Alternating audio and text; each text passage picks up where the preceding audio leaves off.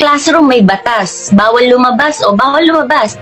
Pero pag sinabing pag nag-comply ka na bawal lumabas, pero may ginawa ka sa pinagbabawal nila, inayos mo yung law ng classroom nyo at sinubmit mo ulit, ay pwede nang pala ikaw lumabas. Para lang yan, gumawa ka ng schoolwork. Pagka inuumpisahan mo yan, nagiiwan ka pa ng blanco, pero pagdating mo na, pag sinubmit mo na yan sa teacher, syempre, wala kang sinusumiting may kahit anong blanco.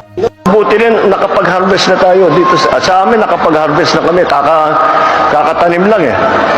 So hindi, buti na lang yung timing, hindi yung bago aanin, nakapag-ani na tayo. Dapat tinitignan ng isang drug user as masama, kundi biktima sila. Kasi meron ding economic side. Gusto mong mag-extend ng iyong working hours.